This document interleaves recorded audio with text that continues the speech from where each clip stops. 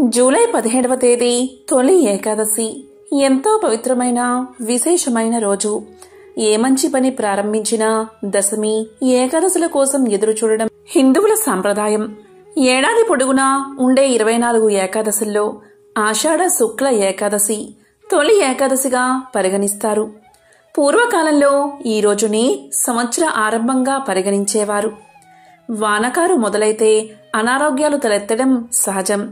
శరదృతువు యమ దంష్టిక అంటే యముడి కోర. ఉత్తరాయణం కన్నా దక్షిణాయనంలో పండుగలు పబ్బాలు ఎక్కువ. లంకనం పరమ ఔషధం అనే ఉపవాస దీక్షకు నాంది ఈ తొలి ఏకాదశి.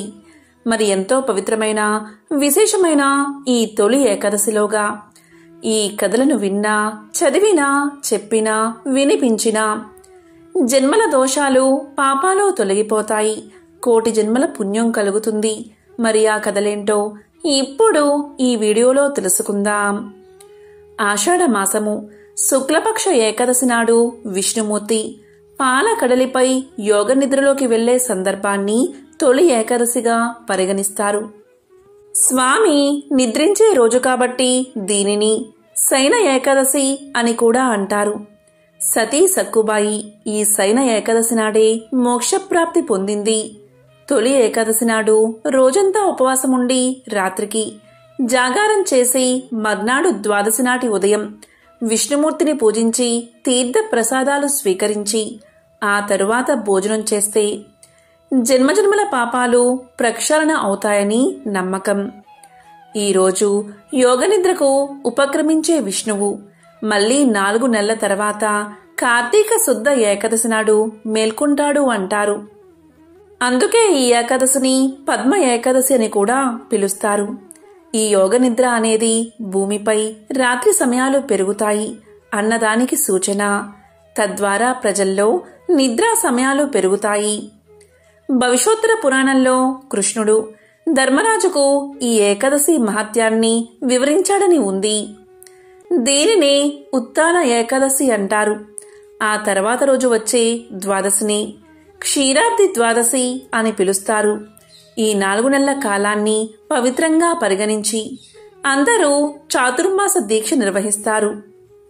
తాళజంగుడు అనే రాక్షసుని కుమారుడైన మురాసునితో యుద్ధంలో గెలవలేక అలసిపోయిన విష్ణువు తన శరీరం నుంచి జనింపజేసిన కన్యకనే ఏకాదశి అంటారు. ఈ ఏకాదశి వ్రతాన్ని ఆచరించి రుక్మాంగదుడు మోహిని రూపంలో వచ్చి ఏకాదశి పూట పొందుకోరిన రంభను తిరస్కరించాడట.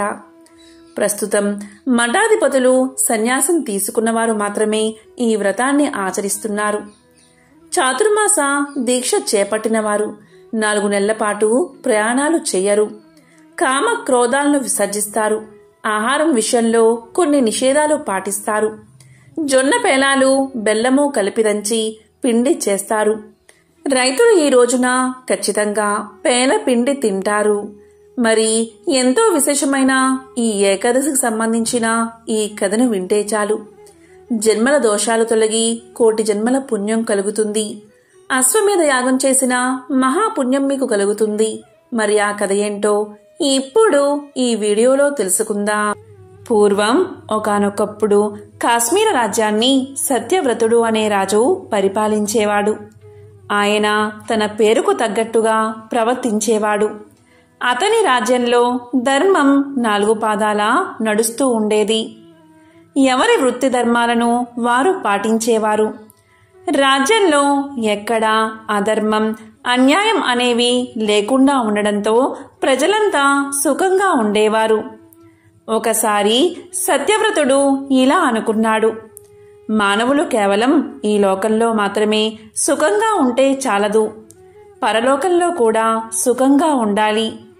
దానికి ఉన్న ఉపాయం ఒక్కటే, అదే దైవారాధన. దానికి తోడుగా సత్కర్మలు కూడా ఆచరించాలి.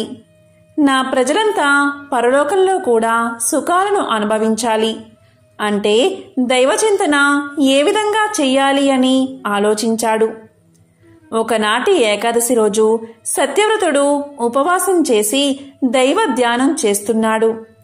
తన ప్రజలంతా పరలోకంలో సుఖాలను పొందడానికి ఉపాయం ఏమిటా అని ఆలోచించసాగాడు. ఇలా ఆలోచిస్తున్న సమయంలో సాక్షాత్తు విష్ణుమూర్తే సత్యవ్రతుని ఎదుట ప్రత్యక్షమయ్యాడు. అప్పుడు మహారాజు మహావిష్ణువుకు సాష్టాంగ నమస్కారం చేశాడు. శ్రీ మహావిష్ణువును భక్తితో ఆరాధించి ఇలా పలికాడు: స్వామి, మీ దర్శన భాగ్యం వల్ల నేను చరితార్థుణ్ణి అయ్యాను. ఏకాదశి వ్రత ఫలితాన్ని పొందాను. స్వామి, నా ప్రజలంతా కూడా మోక్షాన్ని పొందడానికి తగిన ఉపాయాన్ని సెలవీయండి అని కోరాడు. అప్పుడు శ్రీమన్నారాయణుడు ఇలా పలికాడు: సత్యవ్రత, ప్రజలందరి క్షేమాన్ని కోరుకునే నువ్వు ఎంతటి దయామయుడో నాకు తెలుస్తుంది. నీ ప్రజలంతా ఇహపర లోకాల్లో సుఖాలు అనుభవించాలి అంటే ఏకాదశి అనే గొప్ప వ్రతముంది. దీనిని 12 సంవత్సరాల వారి నుండి 65 సంవత్సరాల వరకు ప్రతి ఒక్కరూ ఆచరించవచ్చు. ప్రతి సంవత్సరంలో వచ్చే 24 ఏకాదశి తిథుల్లోనూ ఉపవాసం చేసి నన్ను పూజించాలి. ఆ తరువాత రాత్రిపూట జాగరణ చెయ్యాలి. మరునాడు ద్వాదశి తిథి నాడు తిరిగి నన్ను పూజించాలి. ద్వాదశి గడియలు వెళ్ళిపోక మునిపే పారణ చెయ్యాలి. 65 సంవత్సరాలు దాటిన వృద్ధులు, రోగ పీడితులు, గర్భవతులైన స్త్రీలకు ఈ వ్రత నియమాలు వర్తించవు. మిగతా వారంతా ఈ వ్రతాన్ని ఆచరిస్తే నీ కోరిక తప్పనిసరిగా సిద్ధిస్తుంది. శ్రీకృష్ణ పరమాత్మకు ఒక్క నమస్కారం చేస్తే చాలు 100 అశ్వమేధ యాగాలు చేసిన ఫలితం లభిస్తుంది. లోకంలో 100 అశ్వమేధ యాగాలు చేసిన వారు చేసిన పుణ్యం పూర్తయిన తర్వాత మళ్లీ భూలోకంలో పుట్టవలసి వస్తుంది. కానీ శ్రీకృష్ణ పరమాత్మకు నమస్కారం చేసిన వారు మరలా పుట్టడం అనేదే ఉండదు. కనుక రాజా, నీ ప్రజలందరి చేత ఏకాదశి వ్రతాన్ని చేయించు. వ్రతం చేసినందుకు వారికి, చేయించినందుకు నీకు పుణ్యం లభిస్తుంది అని చెప్పి శ్రీమన్నారాయణుడు అంతర్ధానమయ్యాడు. వెంటనే సత్యవ్రతుడు సభను ఏర్పాటు చేశాడు. శ్రీమన్నారాయణుడు తనకు చెప్పిన విషయాలన్నీ సభలోని వారందరికీ తెలియచేశాడు. అది విన్న సభలోని వారంతా రాజ్యంలోని ప్రజలంతా ఏకాదశి వ్రతం చేసేటట్లుగా ప్రయత్నిస్తామని మాట ఇచ్చారు. అప్పుడు సత్యవ్రతుడు ఇలా పలికాడు: నేను ప్రజలు మేలుకోరే ఈ శాసనం చేస్తున్నాను. ఈ శాసనాన్ని ఎవరూ కూడా ఎటువంటి పరిస్థితుల్లో కూడా ఉల్లంఘించకూడదు.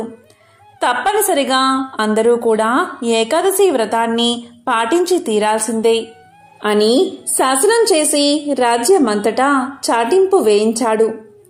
పండితులైన బ్రాహ్మణులు పిలిచి పురాణంలోని ఏకాదశి వ్రత విధానాన్ని, మహత్యాన్ని రాజ్యమంతటా ప్రచారం చేయించాడు.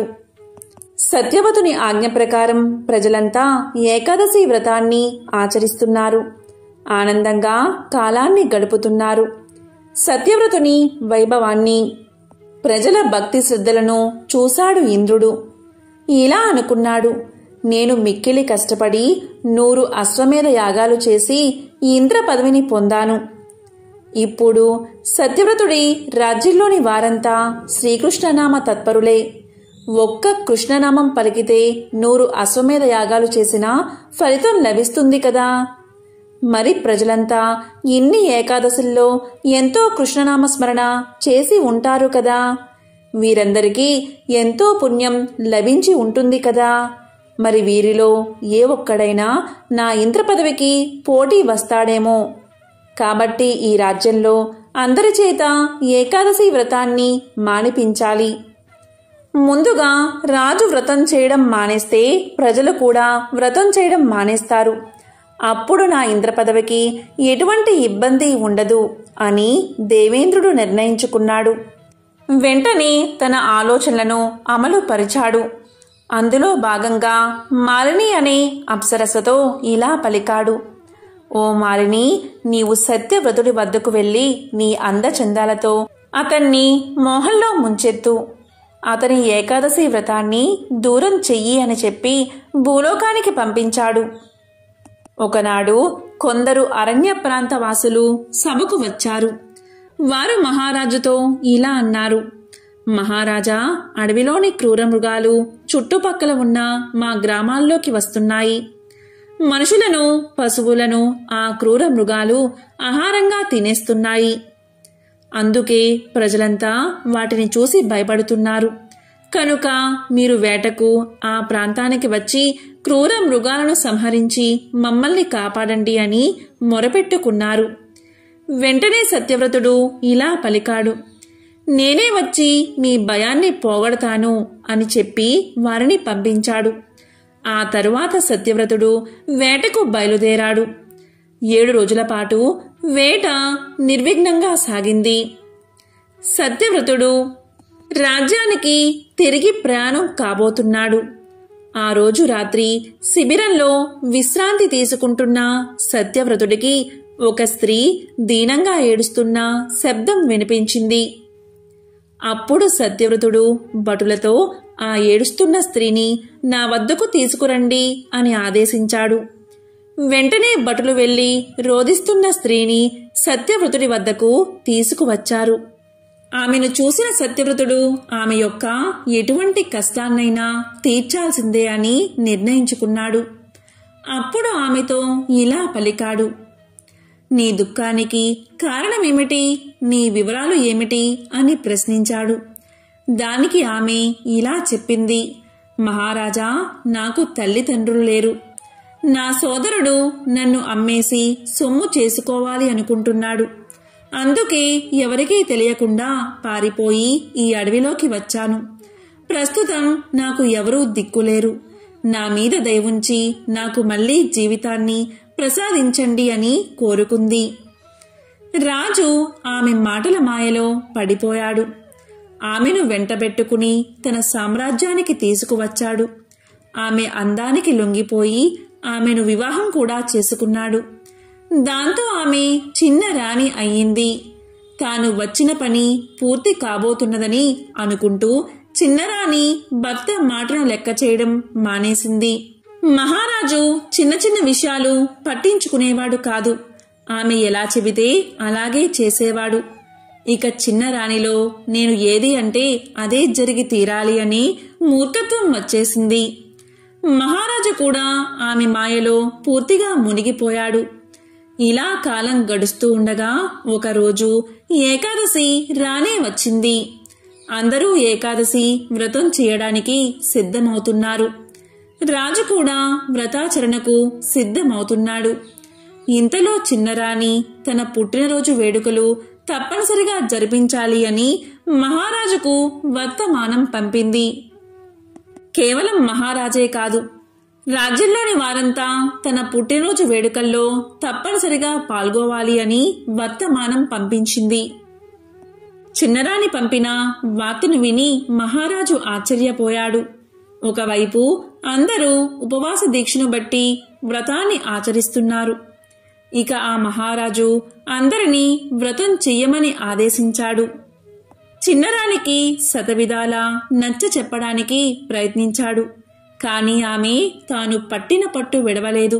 ఇక మహారాజు కూడా అంతే పట్టుదలతో భార్యతో ఇలా అన్నాడు: నేను భార్యా బిడ్డల్ని అయినా వదులుకుంటాను, కాని వ్రతాన్ని మాత్రం వదలను అన్నాడు. చిన్నరానికి మంచి అవకాశం వచ్చింది. అనుకున్న విధంగా రాజుతో ఆమె ఇలా పలికింది: అయితే నీ పెద్ద భార్యను, కుమారుణ్ణి బలి ఇచ్చి నీ భక్తిని నిరూపించుకో, లేదా ఏకాదశి వ్రతాన్ని ఆచరించు అని అడిగింది. అప్పుడు మహారాజు ఏకాదశి వ్రతాన్ని నేను మానలేను అనుకుని తన పెద్ద భార్యను, కుమారుణ్ణి వధించడానికి సిద్ధపడ్డాడు. పెద్దరాణ్ణి చంపడానికి రాజు ఎత్తిన కత్తి పెద్దరాణి మెడలో పూలమాల అయ్యింది. అంతే, మరుక్షణమే శ్రీమన్నారాయణుడు ప్రత్యక్షమయ్యాడు. సత్యవ్రతునికి దేవేంద్రుడి దుర్మార్గం గురించి వివరించి చెప్పాడు. ఈ మాలిని దేవేంద్రుడు నిన్ను వధించడం కోసం పంపిన అప్సరస. కాబట్టి సత్యవ్రత, నా అనుగ్రహం ఉన్నంత వరకు నువ్వు ఈ మాయలో చిక్కుకోవు. ఈ మాయలు నిన్ను ఏమీ చెయ్యలేవు. ఇకపై ఈ స్త్రీ మీద నీకు కలిగిన మోహాన్ని విడిచిపెట్టు. ఈమెను నీ రాజ్యం నుంచి తరిమి కొట్టు. నువ్వు ధర్మ మార్గాన్ని ఎప్పటికీ విడిచిపెట్టకు. నీకు అంతా శుభమే కలుగుతుందని చెప్పి శ్రీమన్నారాయణుడు అంతర్ధానమయ్యాడు. సత్యవ్రతుడు ఏకాదశి రోజు విష్ణుదేవుని దర్శనంతో పరమానంద భరితుడయ్యాడు. సత్యవ్రతుడు ఇహలోకంలో సమస్త భోగాలను అనుభవించి చివరికి వైకుంఠ ప్రాప్తి పొందాడు. తన జీవితాన్ని బతికి ఉన్నంతకాలం ప్రజాసేవకే అంకితం చేస్తూ శ్రీహరి సేవలో గడిపి ధన్యుడయ్యాడు. కాబట్టి ఈరోజు ఈ కథను విన్నా, చెప్పినా, చదివినా జన్మల పాపాలు తొలగి కోటి జన్మల పుణ్యం కలుగుతుంది. సకల ఐశ్వర్యాలు కలుగుతాయి. తొలి ఏకాదశి గురించి పురాణాల్లో ఉన్న కథ వింటే చాలు, సకల ఐశ్వర్యాలు మీకు లభిస్తాయి. మరి ఆ కథ ఏంటో ఇప్పుడు తెలుసుకుందాం. గాలవ్యముని కుమారుడైన భద్రశీలుడు జితేంద్రియుడు బాల్యం నుంచే గొప్ప విష్ణు భక్తుడు. అతని హరిభక్తికి ఆనందించిన గాలవుడు ఇలా పలికాడు. నీకు ఇంత భక్తి ఎలా కలిగింది అని అడిగాడు. అప్పుడు భద్రశీలుడు ఇలా సమాధానం చెప్పాడు. తండ్రి, నేను గత జన్మలో ధర్మకీర్తి అనే రాజుని. నా గురువు దత్తాత్రేయ మహర్షి. అతని బోధన వల్ల కొంతకాలం ధర్మబద్ధంగానే రాజ్యాన్ని పాలించాను. తరువాతి కాలంలో బాగా విలాసాలకు అలవాటు పడ్డాను. దీని కారణంగా ఎన్నో అకృత్యాలకు పాల్పడి నా ప్రజల సంగతే మర్చిపోయాను. నా ప్రజలు కూడా నాలాగే పాపాలు చేయడం మొదలుపెట్టారు. నేను ఒకసారి అడవికి వెళ్ళాను. అలసి తిరగడం వల్ల నాకు బాగా ఆకలి వేసింది. తినడానికి ఏమీ దొరకలేదు. ఒక చెట్టు కింద ఆ సమయంలో కొందరు ఏకాదశి వ్రతాన్ని ఆచరిస్తున్నారు. అలసిపోయి ఉన్న నేను అక్కడికి వెళ్లి కూర్చున్నాను. వారితో పాటే ఏకాదశి జాగరణ చేశాను. ఆ మరుసటి రోజే అంటే ద్వాదశి రోజు తెల్లవారుజామున మరణించాను. యమదూతలు నన్ను తీసుకువెళ్లి యముడి ముందు ఉంచారు. ఎంతో పాపాత్ముడైన నేను ఏకాదశి రోజున ఉపవాసం ఉండి ఏకాదశి వ్రతాన్ని కల్లారా చూసి జాగరణ చేయడం వల్ల నా పాపాలన్నీ పటాపంచలు అయిపోయాయని చిత్రగుప్తుడు చెప్పడంతో యమధర్మరాజు నన్ను వదిలిపెట్టాడు. అంతేకాదు, యమధర్మరాజు ఇలా పలికాడు. విష్ణు భక్తులను ఏకాదశి వ్రతాన్ని తెలిసి తెలియక పాటించిన వారిని సైతం యమలోకంలోకి తీసుకురావద్దని భటుల్ని హెచ్చరించాడు. దాంతో నేను చేసిన అకృత్యాలకు ఎంతో పశ్చాత్తాపపడ్డాను.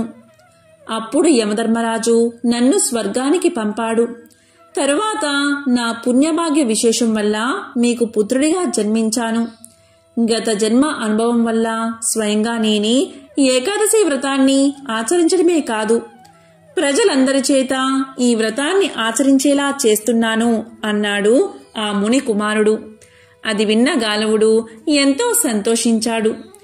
ఎవరైతే ఈ పవిత్ర కథను వింటారో లేక చెప్తారో వారికి 7 జన్మల పాపాలు తొలగి అష్టైశ్వర్యాలు భోగ భాగ్యాలు కలుగుతాయి.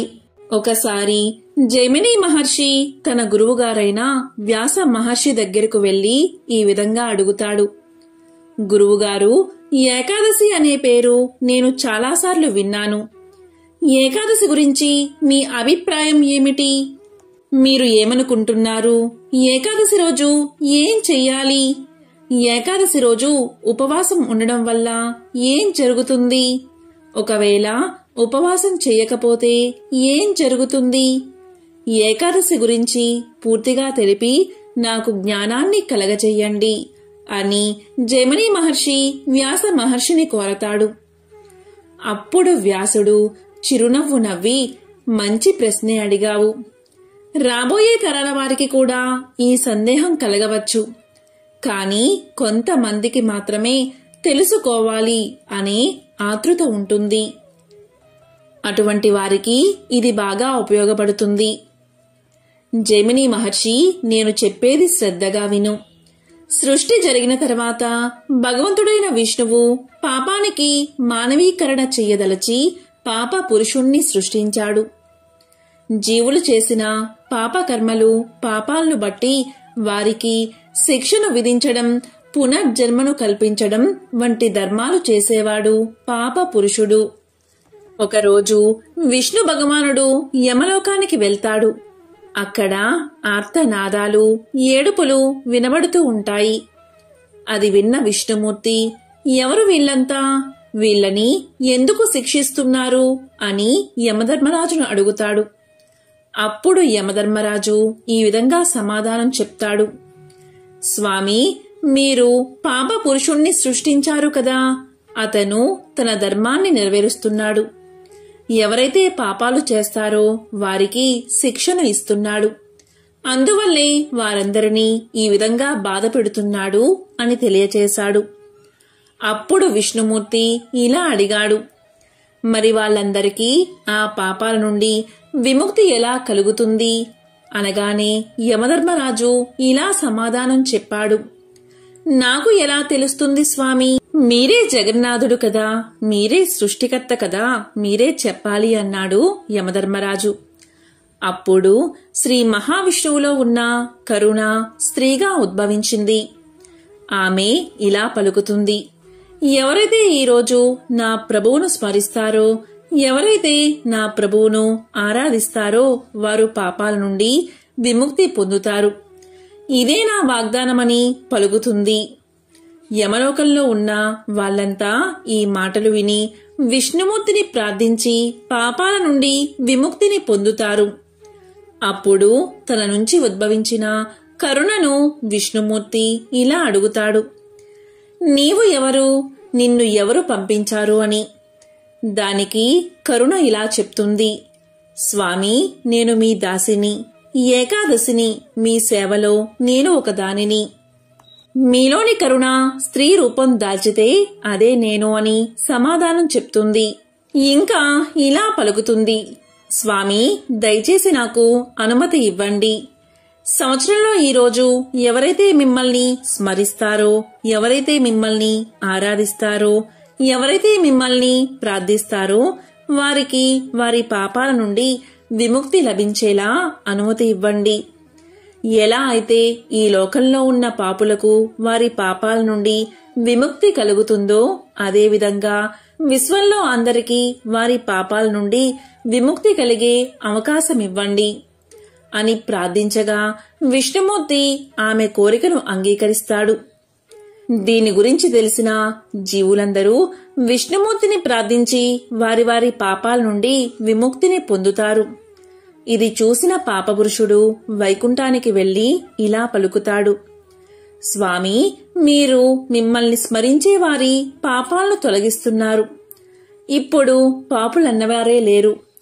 మరి నేనేం చెయ్యాలి? నా పుట్టుకకు అర్థమేమిటి?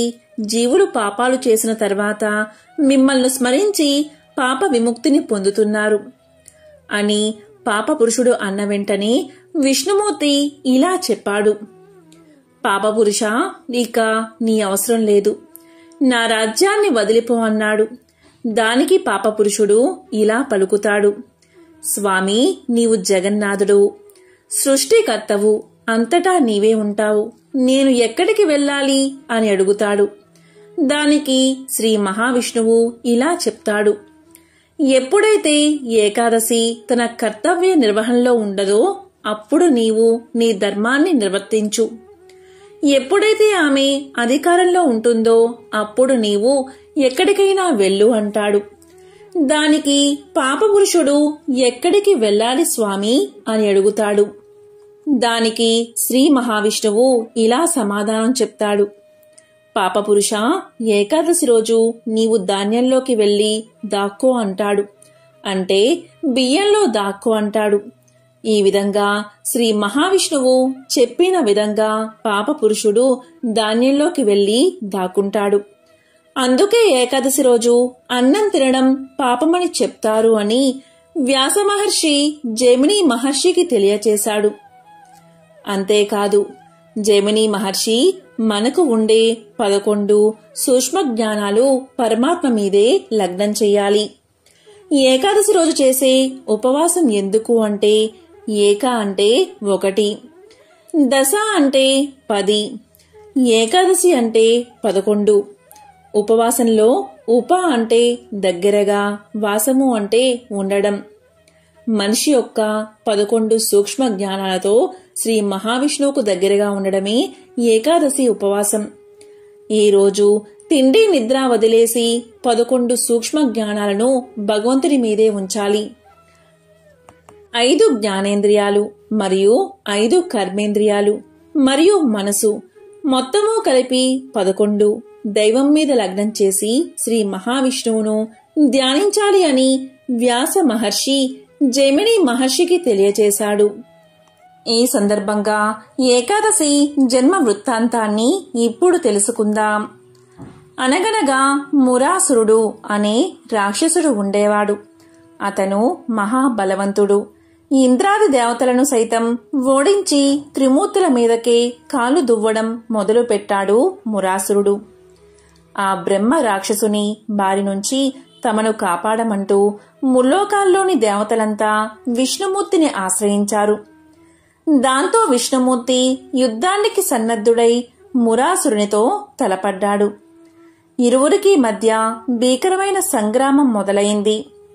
100 సంవత్సరాలుగా యుద్ధం జరుగుతున్నా ఎవరికీ స్పష్టమైన గెలుపు రాకుంది. ఈ లోపల విష్ణుమూర్తి యుద్ధంలో తనకు కలిగిన అలసటను తీర్చుకునేందుకు ఒక గుహలో విశ్రమించాడు. విష్ణుమూర్తి విశ్రాంతి తీసుకుంటున్న విషయం మురాసురునికి చేరింది. విష్ణువు నిద్రలో ఉండగానే అతన్ని సంహరించాలి అనుకుని నిదానంగా ఆ గుహను చేరుకున్నాడు. కాని విష్ణుమూర్తిది అంతా యోగ నిద్ర కదా. ఎప్పుడైతే చెడు తలంపుతో ఆయన దగ్గరకు మురాసుడు చేరుకున్నాడో వెంటనే విష్ణుమూర్తిలోంచి ఒక శక్తి ప్రభవించింది. ఆమె ఏకాదశి. కేవలం తన కంటి చూపుతోనే ఆ మురాసురుణ్ణి భస్మం చేసింది ఏకాదశీదేవి. తన రక్షణ కోసం ప్రత్యక్షమైన ఏకాదశి దేవతను చూసి విష్ణుమూర్తి చాలా ప్రసన్నుడయ్యాడు. నీకేం వరం కావాలో కోరుకోమంటూ అభయాన్ని వసగాడు. దానికి ఏకాదశి తాను ఒక ముఖ్యమైన తిథిగా నిలిచిపోవాలి అని, ఎవరైతే ఆ తిథి రోజున ఉపవాసం ఉండి విష్ణుమూర్తిని ధ్యానిస్తారో వారి పాపాలన్నీ హరించుకుపోవాలని కోరుకుంది.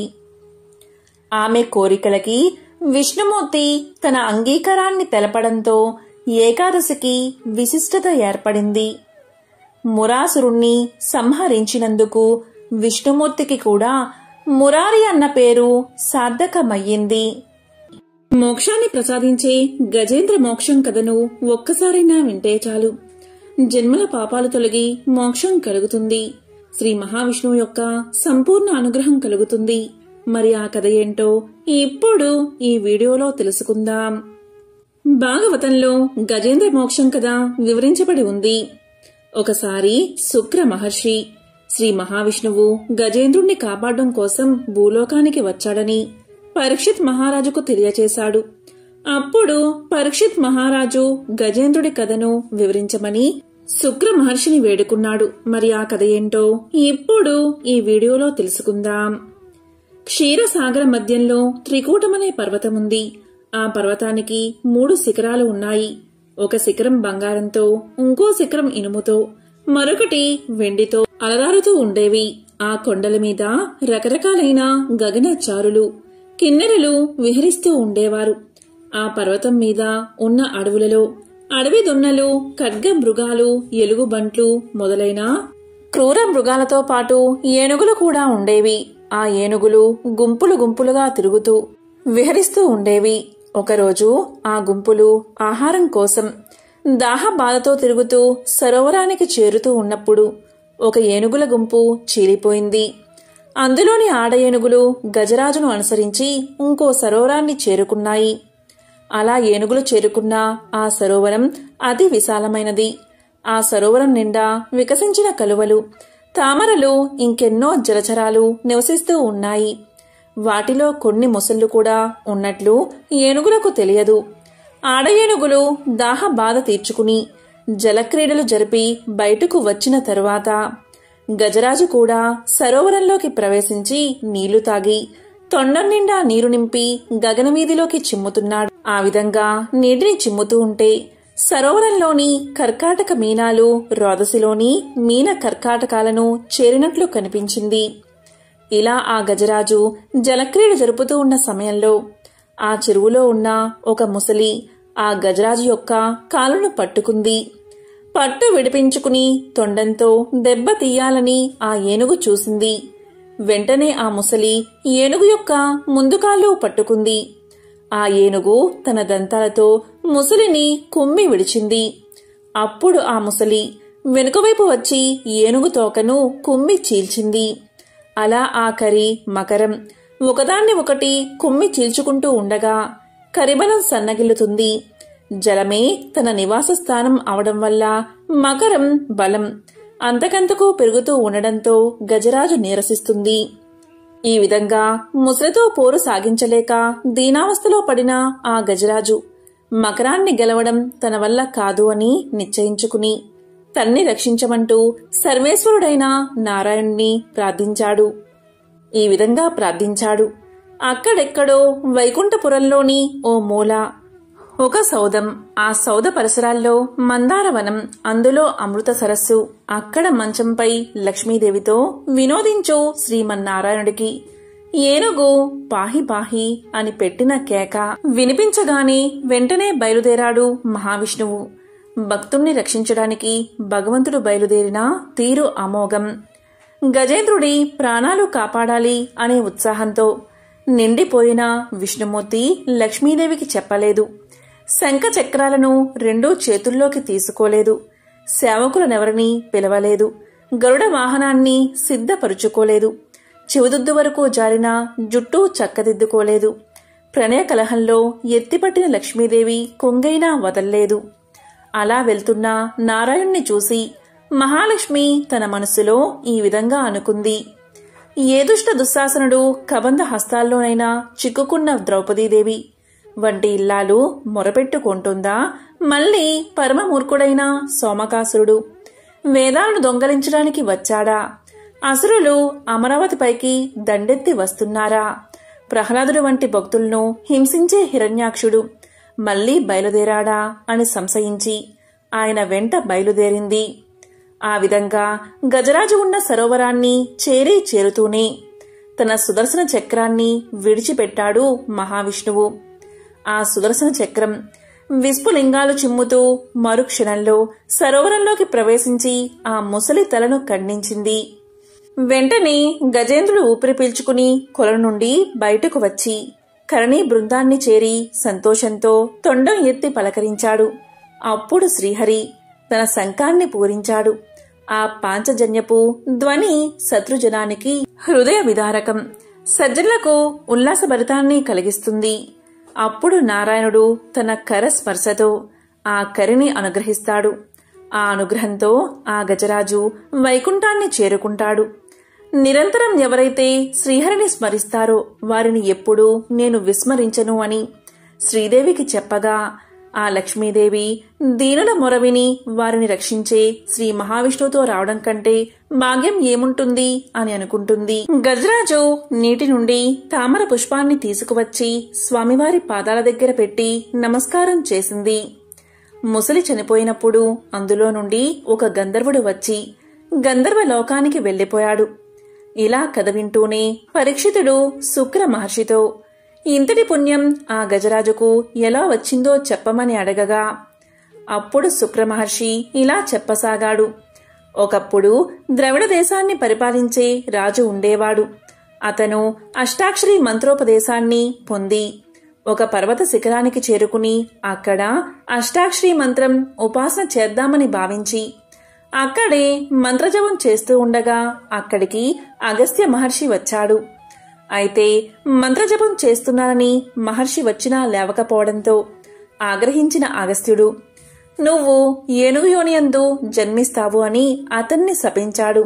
అయితే మహాపురుషులు ఏనాడైతే మీ ఇంటికి వస్తారో ఆ రోజే మీ పూజ ఫలించిందని గుర్తు పెట్టుకోవాలి అనడంతో అలా గజరాజుగా జన్మించి తన ప్రాణాలు పోయే సమయంలో గత జన్మలో చేసిన మంత్రానుష్ఠాన ప్రభావం వల్ల శ్రీమన్నారాయణుడు గుర్తుకు వచ్చి శరణాగతి చేశాడు. ఇక గంధర్వుడి విషయానికి వస్తే, గంధర్వుడు ఒకరోజు గంధర్వ కాంతలతో నీటిలో నిలబడి స్నానం చేస్తూ ఉండగా అక్కడికి బాగా చిక్కిపోయిన ఒక మహర్షి రాగా అతన్ని అపహాస్యం చేశాడు ఆ గంధర్వుడు. గంధర్వ కాంతలు నవ్వుతారని అనుకుని నీటి లోపల నుండి వచ్చి ఆ మహర్షి కాలని లాగాడు గంధర్వుడు. దీంతో మహర్షి నీటిలోకి పడిపోయాడు. అప్పుడు ఆగ్రహించిన మహర్షి, నీకు నీటి అడుగు నుండి వచ్చి కాలులాగే అలవాటు ఉంది కనుక అలా చేసే ముసలివై జన్మించమని శపించాడు. ఆ విధంగా సుదర్శన చక్రంతో తల నరకబడగా అతనికి శాప విమోచనం కలిగింది. అందుకే గంధర్వుడయ్యి గంధర్వ లోకానికి వెళ్లిపోయాడు. ఈ విధంగా గజేంద్ర మోక్షం కథను శుక్ర మహర్షి పరీక్షిత్ మహారాజుకు తెలియజేశాడు. ఈ విధంగా భాగవతంలో చెప్పిన కథలన్నీ ఒక ఎత్తు అయితే గజేంద్ర మోక్షం ఒక ఎత్తు. ఎవరైతే ఈ గజేంద్ర మోక్షం కథని శ్రద్ధగా వింటారో వారి పాపాలన్నీ పరిహరించబడతాయి. ఐశ్వర్యం కలిసి వచ్చి దరిద్రం తొలగిపోతుంది. గ్రహదోషాల వల్ల కలిగే పీడలు తొలగిపోతాయి. పూర్వకాలంలో ఒక గ్రామంలో నమినంది అనే శివభక్తుడు ఉండేవాడు. అతను చాలా పేదవాడు. ప్రతిరోజు కాయాకష్టం చేసుకుని పొట్ట పోసుకునేవాడు. అయితే ఏమున్నా ఏమీ లేకపోయినా తనకి ఇష్టమైన పరమేశ్వరుని మాత్రం మర్చిపోయేవాడు కాదు. ప్రతిరోజు శివారాధన చెయ్యాల్సిందే. గుళ్ళో శివుడి ముందు చక్కటి నేతితో ప్రేమతో దీపాన్ని వెలిగించాల్సిందే. ఆ వెలుగులో శంకరుణ్ణి తృప్తిగా చూడాల్సిందే. లేదంటే నమినందికి తిండి సహించదు, నిద్ర పట్టదు. నిజానికి ఇది ఆయనకు ఒక వ్రతమనే చెప్పాలి. కూలీనాలి చేసుకుని తనకున్న దాంట్లో కమ్మని నేతిని కొనడం, దాన్ని దీపాలకు పొయ్యడం, వాటిని ఆనందంగా వెలిగించడం, ఆ వెలుగులో శంకరుణ్ణి దర్శించడం నమినందికి అలవాటైపోయినది. ఇలా తనదైన స్వభక్తితో తనలో తాను పరవశించిపోయే నమినంది. కొందరు ఇతర మతాల వారికి ఇతనంటే నచ్చలేదు. వారు నమినందిని అలాగే పరమశివుణ్ణి హేళన చేయడం మొదలుపెట్టారు. అయితే నమినంది ఇది మాత్రం ఖాతరు చెయ్యలేదు. గుళ్ళో దీపాలు వెలిగించడం మానలేదు. శత్రువులకి ఇది నచ్చలేదు. ఎలాగైనా నమినందిని ఆటంకపరచాలి అనుకున్నారు. అతన్ని శివపూజను ఆపేయాలని, అతన్ని ఊళ్ళో నుండి తరిమేయాలి అనుకున్నారు. నమినంది దీపాలు గుళ్ళో వెలిగించాలి అంటే నెయ్యి కావాలి కదా. ఆ నెయ్యి ఊళ్ళో ఉండకుండా చేస్తే సరి. నోరు మూసుకుని ఇక ఈ ఊరు నుంచి వెళ్లిపోతాడు అని కుట్ర పన్నారు వారు. ఆ కుట్ర ప్రకారం ఊళ్ళో నమినందికి నెయ్యి ఎవరూ అమ్మకూడదని అందరూ కూడా అనుకున్నారు. నమినంది ప్రతిరోజు మాదిరిగానే కూలి చేసుకుని డబ్బు చేతపట్టుకుని నెయ్యి కోసం ఊళ్ళోకి వెళ్లాడు. ఆ ఊళ్ళో ఏ ఒక్కరూ కూడా మా ఇంట్లో నెయ్యి లేదు అంటే మా ఇంట్లో నెయ్యి లేదు అని తిప్పి పంపించేశారు. నమినందికి ఆశ్చర్యం వేసింది. ఏమిటి అందరూ ఒకేసారి నెయ్యి లేదు అంటున్నారు, ఏమిటి ఈ బాధ అని ఎంతో బాధపడుతూ పరమశివుడి ఆలయానికి వెళ్లి స్వామి ముందు నిలబడి, పరమేశ్వరా, ఏమిటి విపరీతం? ఊరంతా తిరిగినా చుక్క నెయ్యి కూడా పుట్టలేదు. ఇలా అయితే నీకు దీపారాధన చేసుకుని భాగ్యం నాకు లేకుండా పోతుంది. ఓ పరంధాముడా, ప్రాణేశ్వరా, నీ ముందు దీపం వెలిగించకుండా నేను ఉండలేను కదా. నిన్ను కాదని నేను పూజ చెయ్యని నా బతుకు వ్యర్థం. ఇంతకన్నా నేను ప్రాణాలు వదలడమే నయమని కన్నీళ్లు కార్చాడు నమినంది. ఉన్న పలంగా తన ప్రాణాలు తీసుకోబోయాడు. క్షణాల్లో పరమశివుడు అక్కడ ప్రత్యక్షమయ్యి ఇలా పలికాడు. ఏమయ్యా నమినంది, ఆగాగు. ఇంత మాత్రానికే ప్రాణాలు తీసుకుంటావా? ఎవరో ఇబ్బంది పెట్టారని భయపడి ఇంత పనికి పూనుకుంటావా? నీకు నెయ్యి దొరకలేదు అంతే కదా. అవును, పూర్వం వరద సోమయ్య అని ఒక భక్తుడు అభిషేక జలంతోనే దీపాలు వెలిగించి నా ప్రేమను పొందాడు. ఆ కథను నీవు వినలేదా? వెళ్ళెళ్ళు. కంగారు పడకుండా నీవు కూడా గుళ్ళోని నడబావి నీళ్లు తోడి తెచ్చి దీపాల్లో పోసి వెలిగించు. లోకానికి వెలుగైన పరమాత్ముని నేను ఉండగా దీపాలు వెలగకపోవడం ఏమిటి? చూస్తూ ఉండు. నీవు వెలిగించే దీపాలు ఈ ప్రాంగణమంతా వెలుగులు నింపుతాయి. నిన్ను నిందించిన వాళ్ళంతా తిరిగి నీ దగ్గరకే పరుగు పరుగున వస్తారు చూడు అంటూ పరమశివుడు పరమ కరుణతో అభయాన్ని ఇచ్చాడు. దైవం తన ముందు నిలబడి ఇలా నమ్మకంగా చెప్పేసరికి ఆశ్చర్యం, ఆనందం అంతా ఇంతా కావు. ఎంత దయగలవాడవయ్యా మహాశివ, నా కోసం వచ్చావా తండ్రి అంటూ కన్నీళ్లతో సాష్టాంగపడ్డాడు అతను. ఆహా, నీళ్లతోనే అయితే ఒకటేమిటి, కోటి దీపాలు వెలిగిస్తాను చూడు అని సంబరపడిపోయాడు. నీళ్లు తోడాడు. నీళ్లను ప్రమిదలో పోసి దీపాలు గబగబా వెలిగించాడు.